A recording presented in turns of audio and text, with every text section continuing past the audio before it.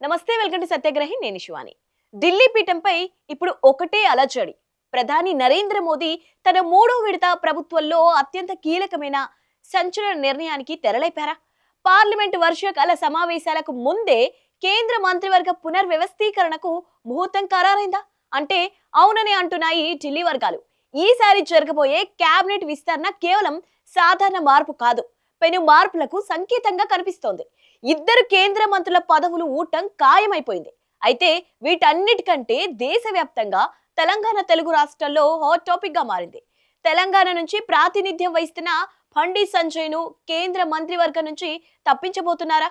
Modi mind లో ఉన్న ఆ సంచలన ప్లాన్ ఏంటి? ఈ వీడియోలో పూర్తిగా విశ్లేషిద్దాం. స్కిప్ చేయకుండా చూడండి చివరి వరకు.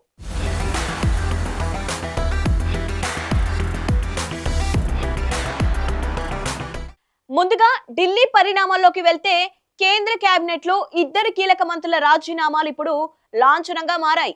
పార్లమెంటు వర్షాకాల సమావేశాలకు ముందే ప్రధాని నరేంద్ర మోదీ కేబినెట్ లో భారీ మార్పులు జరుగుతాయని ప్రచారం జరుగుతోంది. ఇందులో భాగంగానే రాష్ట్రపతి ద్రౌపది ముర్మును కలుసుకొని మోదీ కీలక సమాలోచనలు జరిపారు. అయితే మైనార్టీ వ్యవహారాల శాఖ సహాయ మంత్రి జార్జ్ కురియాన్ తో పాటు రైల్వే శాఖ సహాయ మంత్రి రవనీత్ సింగ్ బిట్టు త్వరలోనే తమ పదవులకు రాజీనామా చేయబోతున్నారు. ఈ ఇద్దరు కేంద్ర మంత్రుల రాజ్యసభ పదవి కాలం ముగిసినా వారిని బీజేపీ తిరిగి ఎంపిక చేయలేదు.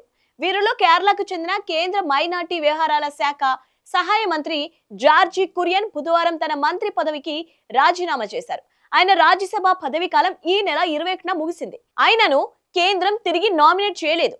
మరోవైపు రైల్వే శాఖ సహాయ మంత్రి రవనీత్ సింగ్ రాజ్యసభ పదవి కాలం కూడా ఈ నెల 21నే ముగియగా ఆయనను కూడా రాజ్యసభకు తిరిగి ఎంపిక చేయలేదు. దీంతో ఈ నాయకుడు కూడా త్వరలోనే తన మంత్రి పదవికి రాజీనామా చేయనున్నారు. ఈ రెండు ఖాళీలతో పాటు మరికొందరిపై వేటు వేసి ఆ స్థానాలను కొత్త వారితో భర్తీ చేసే ఆలోచనలో బీజేపీ ఉన్నట్లు తెలుస్తోంది. ఇక ఇప్పుడు అసలు స్టోరీలోకి వద్దాం.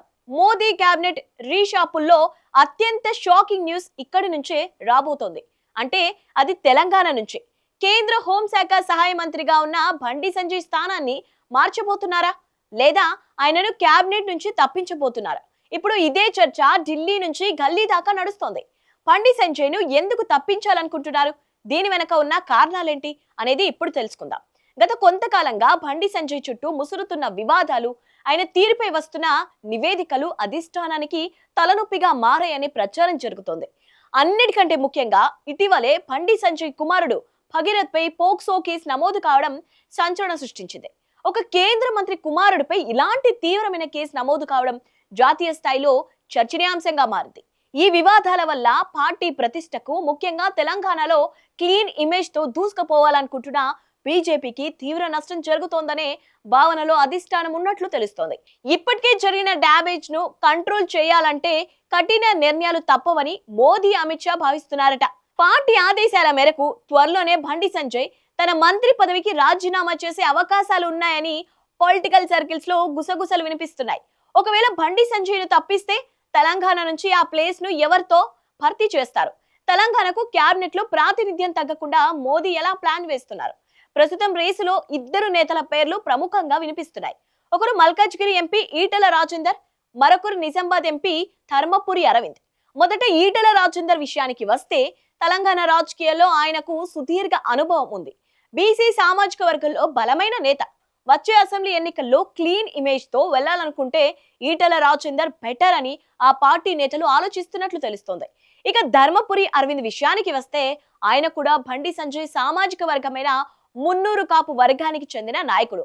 బండి సంజయ్ ను తప్పిస్తే ఆ ప్లేస్ ను అదే సామాజిక వర్గంతో భర్తీ చేసినట్లవుతుందనే లెక్కలు కూడా నడుస్తున్నాయి. అయితే మోదీ మార్క్ పాలిటిక్స్ ఎలా ఉంటాయో మనకు తెలిసిందే. ఎవరు ఊహించని విధంగా సీనియర్ నేత కేంద్ర మంత్రి జి కిషన్ రెడ్డికి ప్రమోషన్ ఇచ్చి కేబినెట్ ర్యాంక్ పెంచడం లేదా మరొక కొత్త ముఖాన్ని తెరపైకి తెచ్చినా ఆశ్చర్యపోనక్కర్లేదు.